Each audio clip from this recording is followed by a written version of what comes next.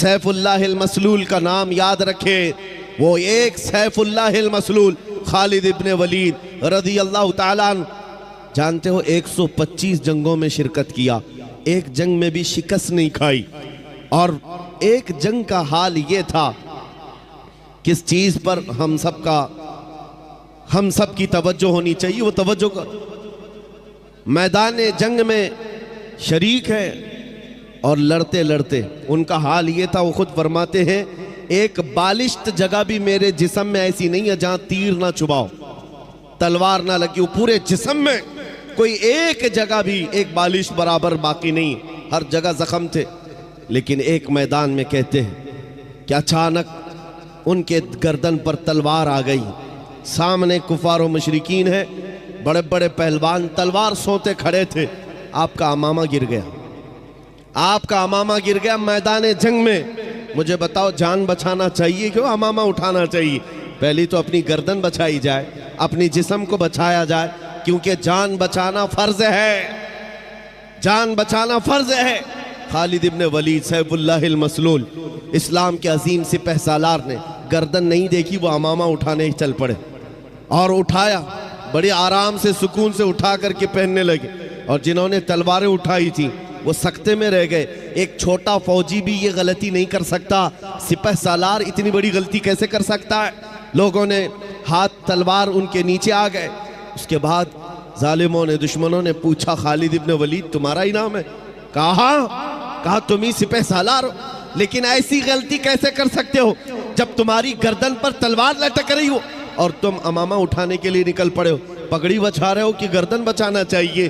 खालिद इब्ने वलीद ने मुस्कुरा कर कहा तुम्हें पता है मैं जिस जंग में भी जाता हूँ अल्लाह की मदद से फतह याबी जरूर मिलती है और फतह का झंडा गाड़ कर आता हूँ, लेकिन इसके पीछे राज ये नहीं है खालिद बिन वलीद अपने बाजुओं की ताकत पर भरोसा रखता हो और अपने बलबूते ये जंगों को फतह करता हो। मेरा विजदान और यकीन ये है इस अमामे मुबारका में रसूलुल्लाह के 3 मुँह मुबारका है, रसूलुल्लाह के 3 मुँह मुबारका हैं।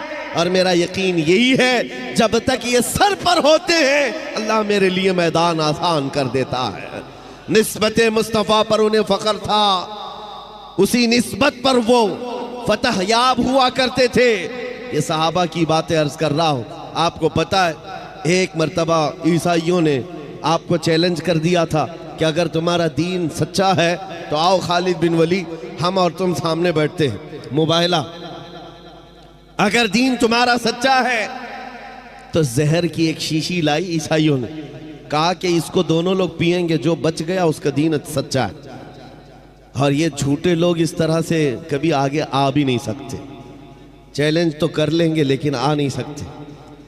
खालिद बिन वलीद को जब ये कहा गया और वो जहर ऐसा था कि अगर चमड़ी पर भी लग जाता तो चमड़ी जल के निकल जाती, और उस जहर को पीने की बात थी।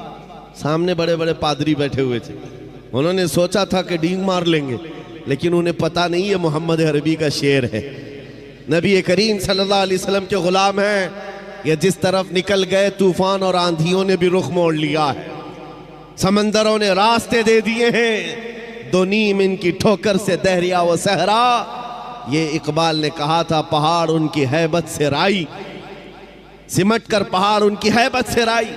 खालिद बिन वलीद ने कहा आ जाओ, सामने आ जाओ, बैठते हैं, मैं तैयार हूं इस बात के लिए कि जहर हम भी पिएंगे, तुम भी पी लेना, जो बच जाए उसका दीन हक है। लेकिन मुकाबले के लिए जैसे ही सामने आए, जहर की शीशी रखी हुई है, बहुत खतरनाक जहर है, चमड़ी पर भी लग जाए तो जल करके निकल जाए। आपसे कहा गया उठाओ और पी लो। तो हजरत खालिद बिन वलीद ने कहा दोनों की तरफ से पीना है, लेकिन उन्होंने कहा नहीं, पहले आप करेंगे। हमेशा बातिल डरता है और उसको शक ही तो है, हक होने का यकीन नहीं है जितना ईमान वाले को होता है। ईमान वाले को होता है।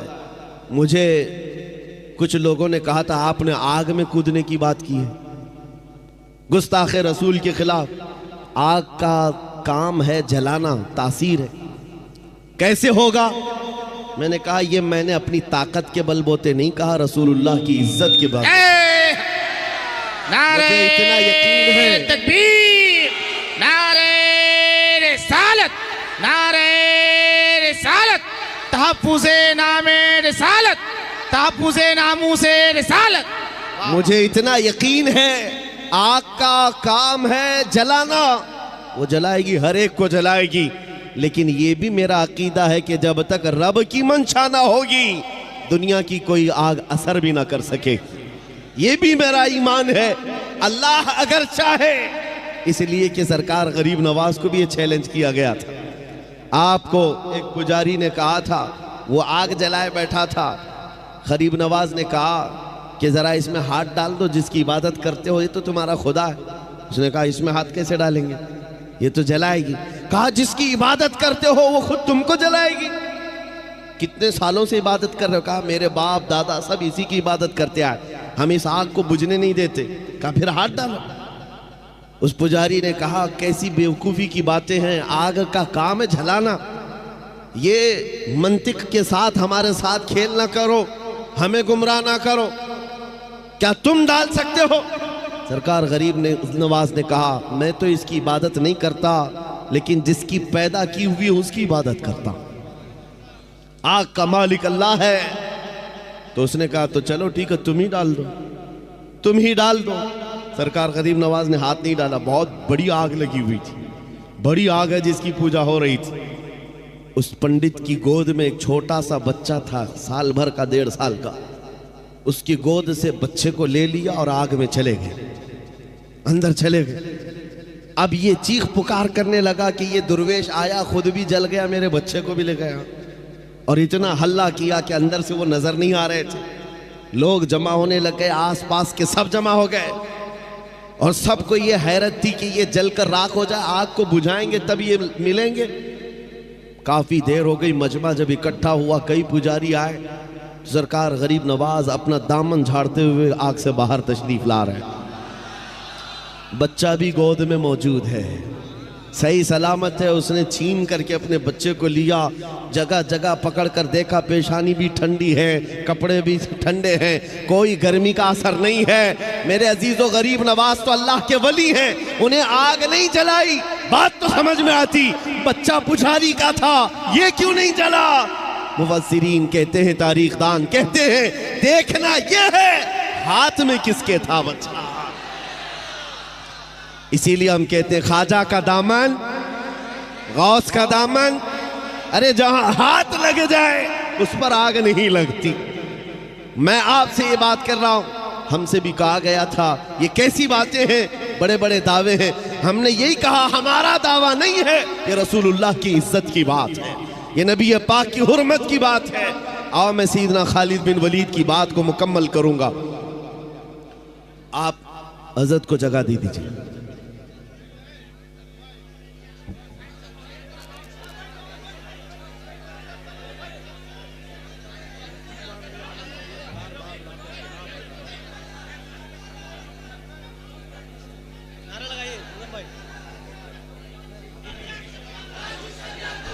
नारे तकबीर, नारे रिसालत, मसलके आला हज़रत, मसलके आला हज़रत, चश्मो चराग़े ख़ानदाने आला हज़रत, नबीर आला हज़रत, नबीर आला हज़रत, शहज़ादगाने क़मरे मिल्लत, शहज़ादगाने हुज़ूर क़मरे मिल्लत।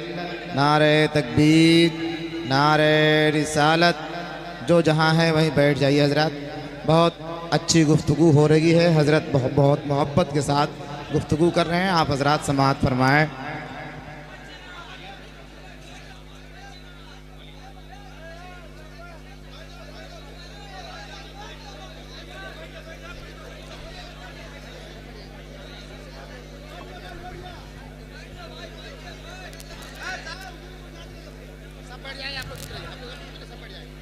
आप तवज्जो रखिए। मुझे पता है कि ये जितने खामोश बिठाने वाले हैं वो खामोश बैठ जाएं। और ये मजमे में रोज़ देखता हूँ और एक बात कहता भी हूँ कि किसी भी मिलिट्री और फौज को तो कंट्रोल किया जा सकता है, दीवानों को कौन संभाल सकता है? दीवाना तो दीवाना है और बड़ा सोच समझ के दीवाना बना है, तो इनकी कंट्रोलिंग किसी के हाथ में नहीं होती। हम खुद भी इसमें पिस के ही आते हैं, हर दिन हमारा हाथ जख्मी रहता ही है, हम मुसाफे से सिर्फ। तो ये बात हम जानते हैं कि दीवानों को कोई कंट्रोल नहीं कर सकता। और इमाम राजी ने कहा था, जो हुजूर की मोहब्बत में रहता है वो कभी पागल नहीं होता। उन्होंने फरमाया था कि जो नबी पाक की मोहब्बत में होता है उसका दिमागी तवाज़ुन ख़राब नहीं होता, वो दीवाना नहीं होता। लेकिन साथ में एक जुमला और भी कहा है, और अगर कभी दीवाना बन गया तो सिर्फ उनके लिए बनता है, सिर्फ उनके लिए बनता है।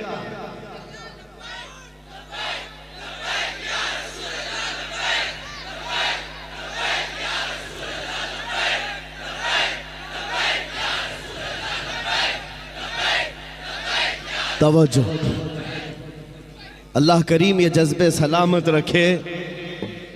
सैयदना खालिद बिन वलीद रदी अल्लाह ताला अन्हु को जब ये चैलेंज हुआ, आप बैठ गए, जहर की शीशी उठाई।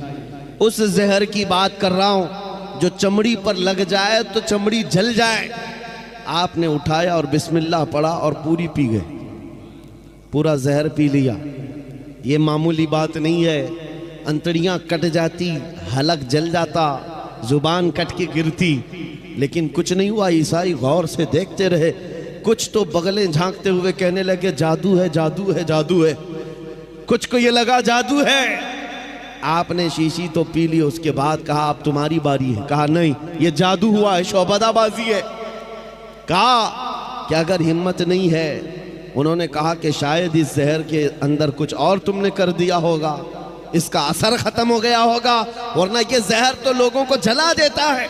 आपने कहा अगर तुमको ऐसा लगता है इसका असर खत्म हो गया था और मैंने पी लिया, ये बची हुई जितनी इसको चख करके ही दिखा दो, इसको चख करके ही दिखा दो। बातिल वहां से भाग गए। नबी करीम सल्लल्लाहु ताला अलैहि वसल्लम के दीवानों का ईमानी मामलात में मुकाबला कभी नहीं हो सकता, कभी नहीं हो सकता। ये तारीख की सच्चाइयां हैं अजीज़ान गिरामी। हर जमाने में टकराव तो होता रहा है। इनके पास ताकत का मुजाहरा करने के लिए हथियार तो हो सकते हैं, तलवारें हो सकती हैं, बंदूक बारूद सब कुछ हो सकता है, लेकिन ईमानी ताकत सिर्फ और सिर्फ नबी के गुलामों के पास, हुजूर के गुलामों के पास है। आपको पता है, यही खालिद बिन वलीद रज़ी अल्लाह ताला रोम के उन लोगों से जब मुकाबला करने के लिए गए जो लाखों की तादाद में थे, बादशाह और उसकी फौज सामने मुकाबले के लिए आई, तो खालिद बिन वलीद को उन्होंने टॉन्ट मारा था।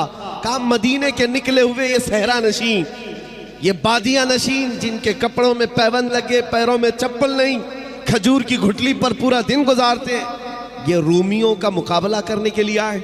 वो रूमी जो ठाट बाट से रहने वाले, ऐश और इशरत और शराब कदमों पर रहने वाले, उन्होंने जब ये ताना मारा तो सैयदना खालिद बिन वलीद ने क्या कहा था पता है? रूम के बादशाह से कहा कि तुम उस कौम से मुकाबला करने के लिए आए हो जो तुम्हारी कौम शराब से जितनी मोहब्बत करती है उससे कई दर्जे ज्यादा मोहम्मद अरबी के गुलाम मौत से मोहब्बत करते हैं। तुमको शराब में जो नशा मिलता है वो हमें शहादत में मजा मिलता है। ये उस कौम से तुम टकरा रहे हो जिनके यहाँ मौत कोई हादसा नहीं, अरे वहां तो बढ़ बढ़ करके लोग आया करते थे, बढ़ करके आया करते। दुनिया को इसी बात का डर है। मैं एक सवाल करता हूं आप सबसे, कभी सोचा आपने, कभी सोचा दिल पे हाथ रख करके बताओ, दुनिया की सबसे बड़ी सजा कुछ हो सकती है तो क्या होगी? मौत। इसके बाद क्या होगा? एक बार मौत आनी है और दुनिया डराती इसी बात से। मौत सबसे बड़ी चीज है, उसके बाद तो कुछ नहीं होना है। आदमी मर गया तो उसके साथ क्या किया जाएगा? बस एक ही दर्द है मौत का जिससे दुनिया खौफजदा है, और यही बात आपसे निकालना चाहते हैं। वो उनके लिए हादसा है जिनको मरने के बाद जलना है, जलना है, जलना है। मोमिन के लिए मौत हादसा नहीं, मोमिन के लिए मौत तोहफा है।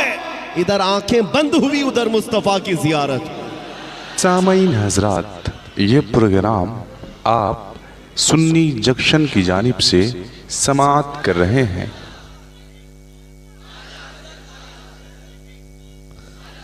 नबी करीम सल्लल्लाहु ताला अलैहि वसल्लम के ग़ुलामों ने ये जो इस्तिक़ामत दिखाई, उनको ये हकीकत मालूम थी कि इज़्ज़त रसूलुल्लाह के कदमों में है, इज़्ज़त नबी पाक के से वाबस्तगी में है। कुरान ने सच कहा है, वलिल्लाहिल इज़्ज़तु वली रसूलिही, इज़्ज़त अल्लाह की है, इज़्ज़त रसूल की। आज भी हम खोया हुआ वक़ार, हमारी खोई हुई इज़्ज़त वापस ले सकते हैं। बस नौजवानों के लिए शर्त यह है कि नबी के कदमों में ढूंढो, इज़्ज़त हुजूर के कदमों में ढूंढो, निस्बत हुजूर पाक सल्लल्लाहु अलैहि वसल्लम की हो, इसी बात पर फ़ख्र करो। तुम अपनी दूसरी चीज़ों पर फ़ख्र करना छोड़ दो कि तुम्हारे पास कितना माल है, कितनी जायदाद है, ओहदा क्या है, मनसब क्या है, ख़ानदान क्या है, प्रॉपर्टी क्या है, ये गिनवाना छोड़ दो। फ़ख्र करने की कोई चीज़ है तो हुजूर की ग़ुलामी पर फ़ख्र करो। आपको पता है, वक्त का अबकरी इमाम, मुजद्दिद आज़म, जिसके सामने वक्त के बड़े बड़े फ़कीह अपने ज़ानुए अदब तय करते हों, बरेली का इमाम अहमद रज़ा खां फाजिल बरेलवी, जिनके हालात ये हैं, बयान करते करते ज़ुबानें सूख गई, लेकिन अब तक उनके इल्म को बयान नहीं किया जा सका, उनके तमाम दीनी खिदमात को बयान नहीं किया जा सका।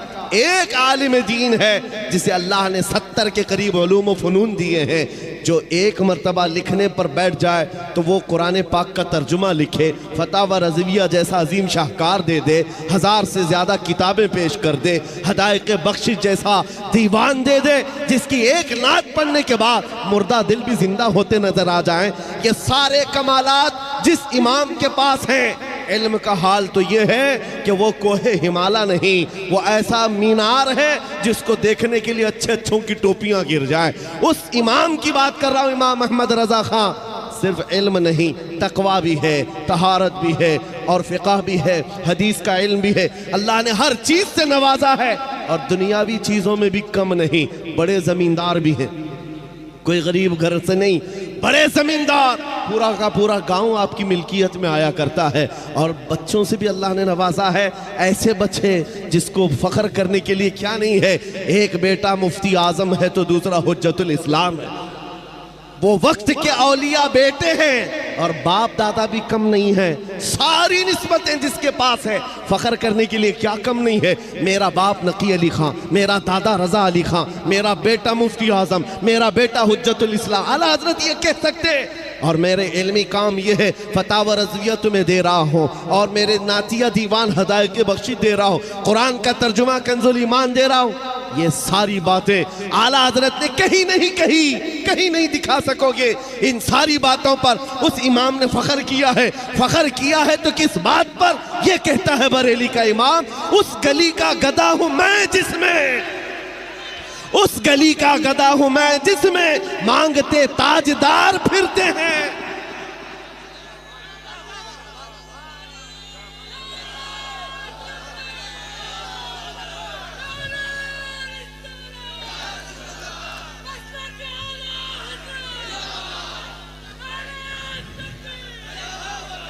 जिसके पास आज दुनिया में फ़ख्र करने के लिए छोटी मोटी चीज भी आ जाए, वो तो इतराता हुआ घूमता है। अरे 5 साल का एमएलए देखो, उसके पैर जमीन पर नहीं लगते। हाँ, आज हुकूमत मिली, कल नशा चढ़ गया है।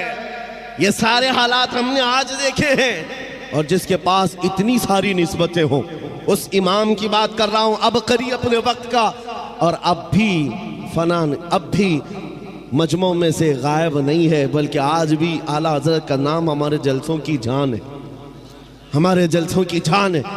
जिसका इतना बड़ा मकाम और मर्तबा है, लेकिन फ़ख्र किस बात पर करता है? उस गली का गदा हूँ मैं जिसमें मांगते ताजदार फिरते हैं, फिर के गली गली तबाह ठोकरे सबकी खाई क्यों, दिल को जो अक्ल दे खुदा तेरी गली से जाए क्यों। ये निस्बत है जिस पर फ़ख्र करने के बाद अल्लाह ये मकाम अता करता है। उसी आला हज़रत ने ये कहा था, बेनिशानों के निशान मिटते नहीं, मिटते मिटते नाम हो ही जाएगा।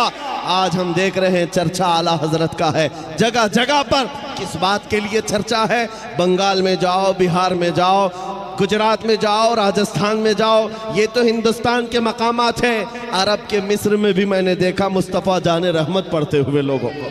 समझ में नहीं आता, लेकिन सलाम पढ़ते हैं। और उनसे पूछा जाए, आपको उर्दू आती नहीं, आप ये उर्दू सलाम क्यों पढ़ते हैं? वो कहते हैं इसमें इश्क की महक आती है, इश्क की बू आती है।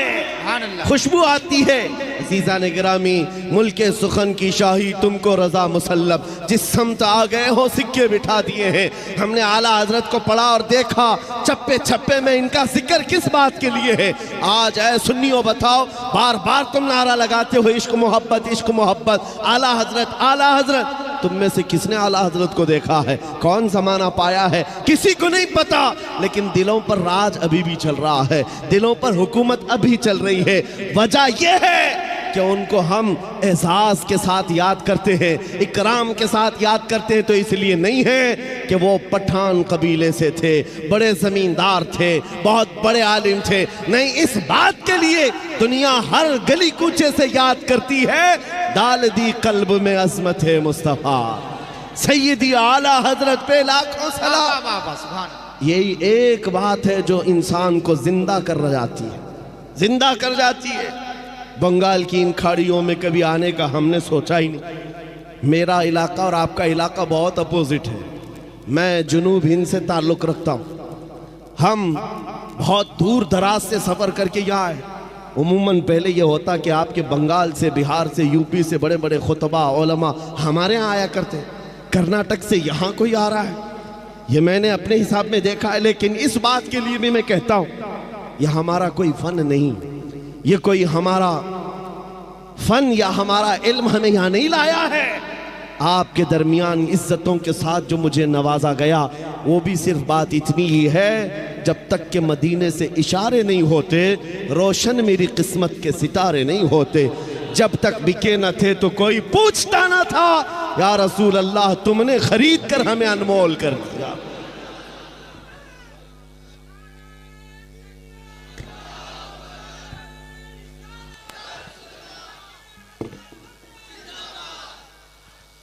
अब मैं आपसे पूछता हूं, क्या ये इज्जत पाना चाहोगे? दुनिया में भी और आखिरत में भी।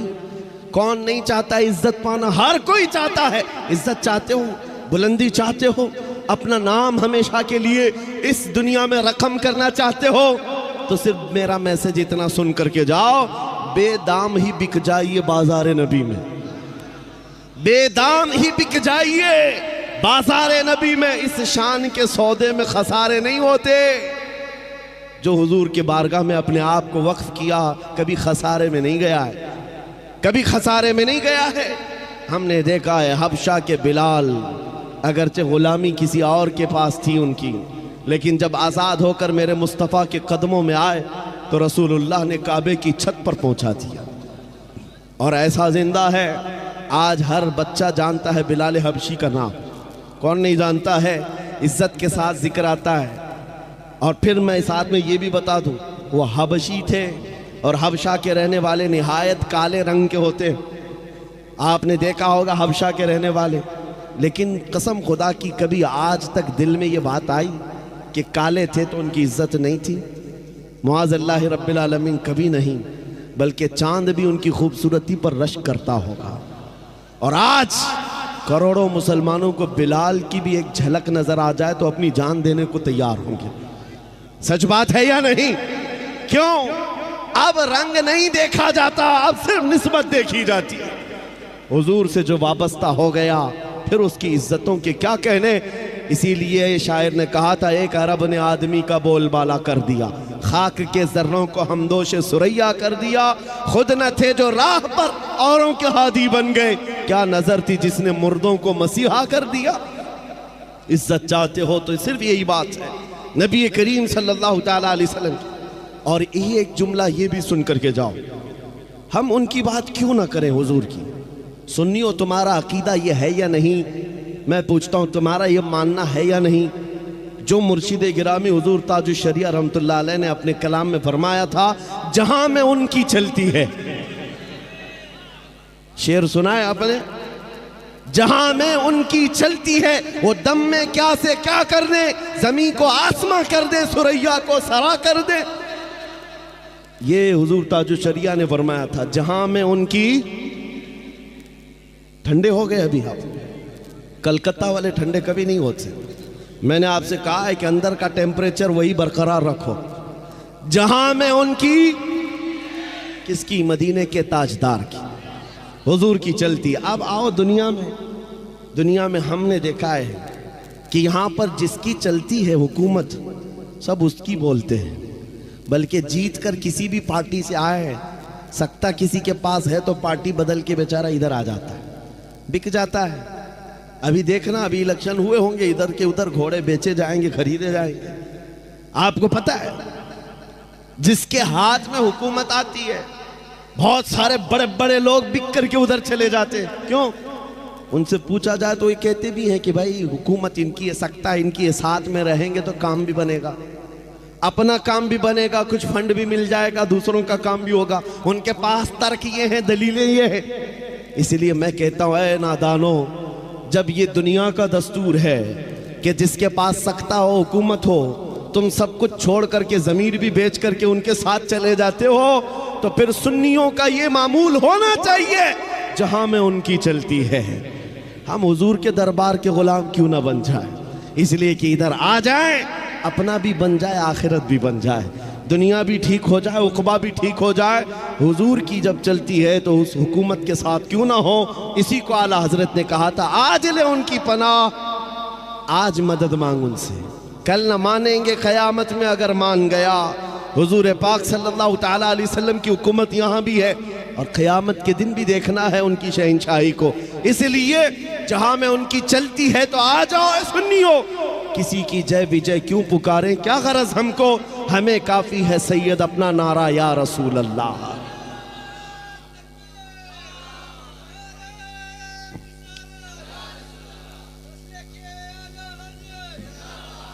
इज्जत के मुतालिक मैं बात मुकम्मल कर दूं, इज्जत किसकी? अल्लाह की है, इज्जत रसूल की है, इज्जत नबी पाक के गुलामों की है। बस समझ की देर है। कुरान साथ में ये भी कहता है, वलाकिन्नल मुनाफिकीन ला यअलमून, लेकिन मुनाफिक इस बात को नहीं जानते। इज्जत अल्लाह की है, इज्जत रसूल की है, इज्जत ईमान वालों की है। और ये इज्जत देखनी है तो अर्श हक है, मसनद रिफात रसूलुल्लाह की देखनी है। हश्र में इज्जत रसूलुल्लाह की, क़यामत के दिन तो सबको समझ में आ जाएगा। आज ज़्यादा से ज़्यादा हमारे साथ क्या किया जा सकता है? ज़्यादा से ज़्यादा वही किया जाएगा जो हमारे आबा व अजदाद के साथ किया गया, कभी कैद में, कभी फांसी पर, कभी कोड़ों पर, कभी जंजीरों में। इससे ज़्यादा क्या कर सकते हो? लेकिन एक बात याद रखना, इस्लाम जिंदा होता है हर करबला के बाद। हकीकत है या नहीं? हकीकत यही है। हालात आज जैसे भी हो, ऐ सुन्नियों, इस बात को याद रखो, इज्जत रसूलुल्लाह के साथ वाबस्ता होने में है। आपको कभी भी समझौते की ज़िंदगी पर मजबूर होना पड़े, समझौता कर लेना, पानी ना मिले, खाना ना मिले, कपड़े ना मिले, घर ना मिले, इस बात पर समझौता किया जा सकता है। लेकिन कसम रब्बे जुल जलाल की, अगर तुमसे ये कह दिया जाए रसूल पाक का नाम छोड़ दो और ज़िंदगी गुजारो, कभी नहीं हो सकता। जो जान मांगो तो जान दे दे, जो माल मांगो तो माल दे दे, मगर ये हमसे कभी ना होगा, नबी का जाहो जलाल दे दे।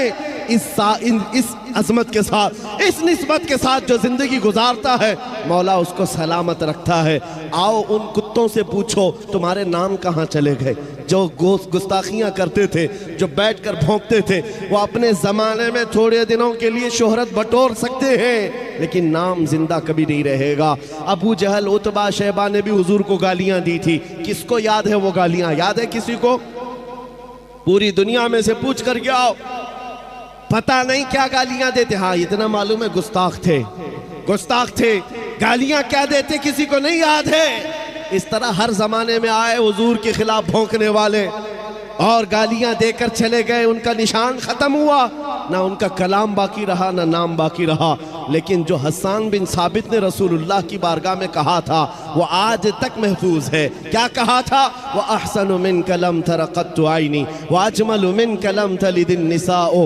या रसूल अल्लाह, आपसे ज़्यादा हसीन मेरी आंखों ने देखा नहीं, आपसे ज़्यादा खूबसूरत किसी माँ ने जना ही नहीं।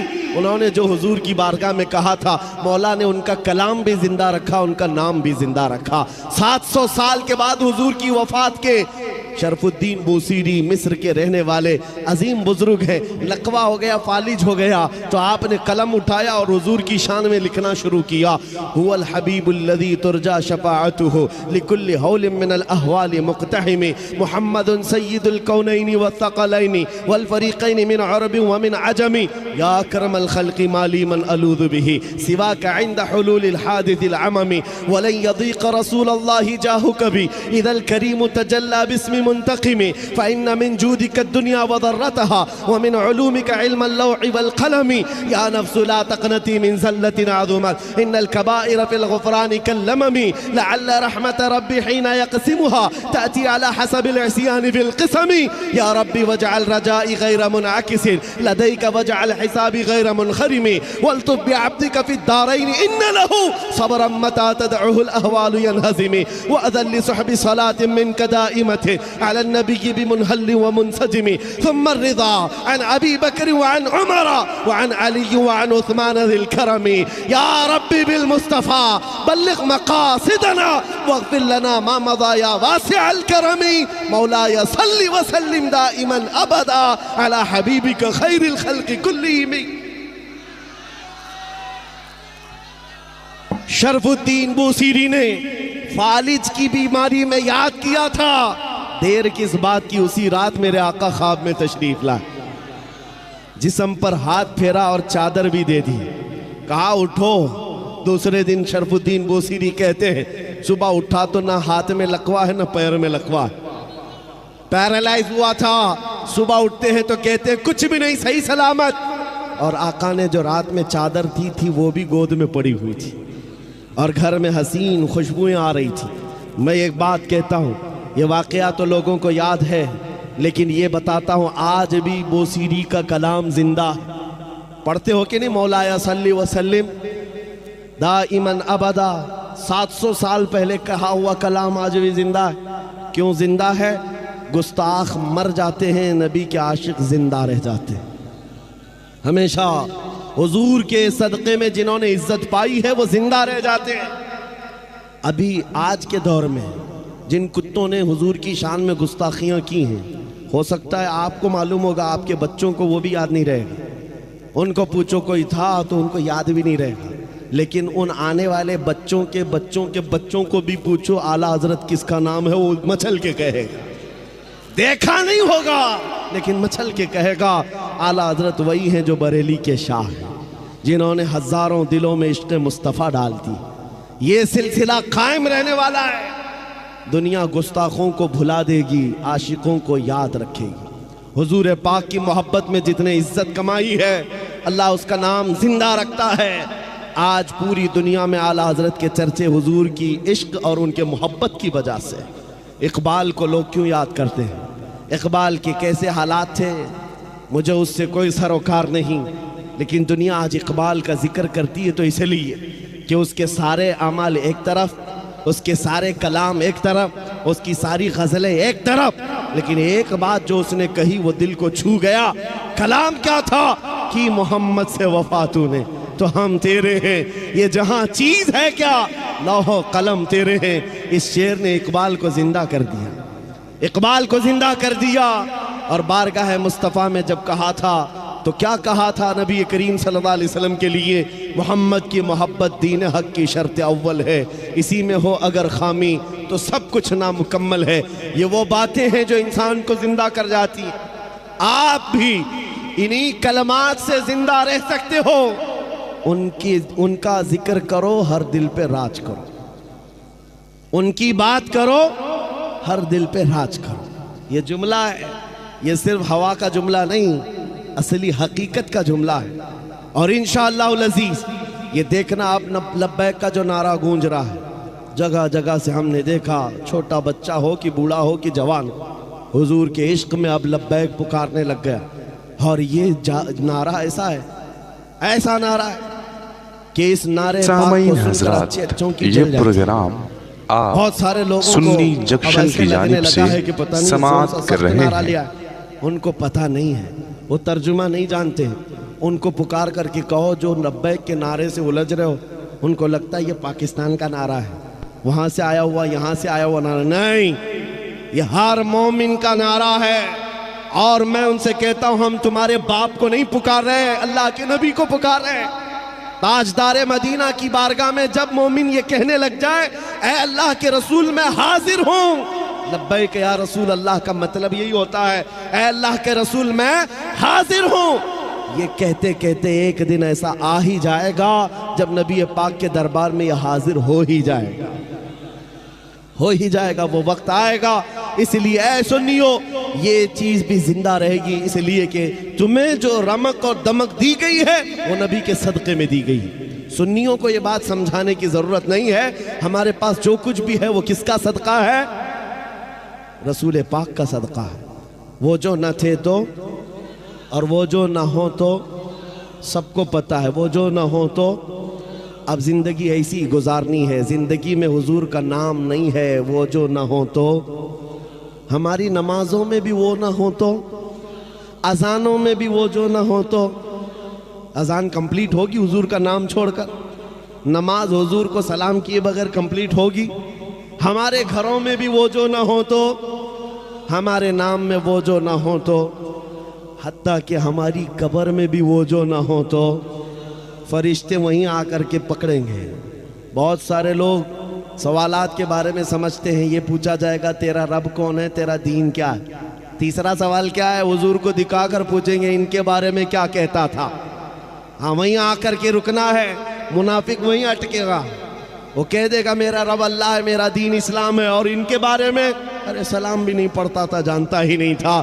और इधर बरेली वाला पुकार कर कहेगा अब तो पाए नाज से आए फरिश्तों क्यों उठूं, अरे मर के पहुंचा हूं यहां इस दिलरुबा के वास्ते।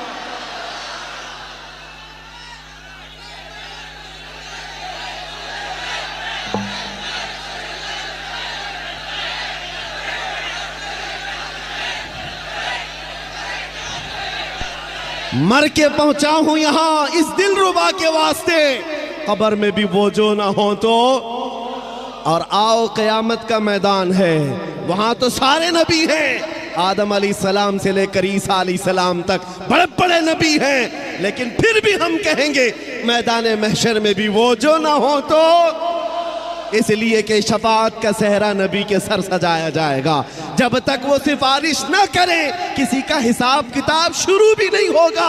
आला हज़रत की सुनो क्या कहते हैं, खलीलो नजी मसीहो सफ़ी सभी से कहीं ना बनी, खलीलो नजी मसीहो सफ़ी सभी से कहीं ना बनी, ये बेखबरी की खल्क फिरी कहाँ से कहाँ तुम्हारे लिए, दहन में जुबान तुम्हारे लिए, बदन में है जान तुम्हारे लिए। हम आए यहाँ और उठे भी वहाँ, लब्बैक या रसूल अल्लाह, लब्बैक या रसूल अल्लाह, लब्बैक या रसूल अल्लाह। व आखिरु दावाना अनिल हम्दुलिल्लाहि रब्बिल आलमीन।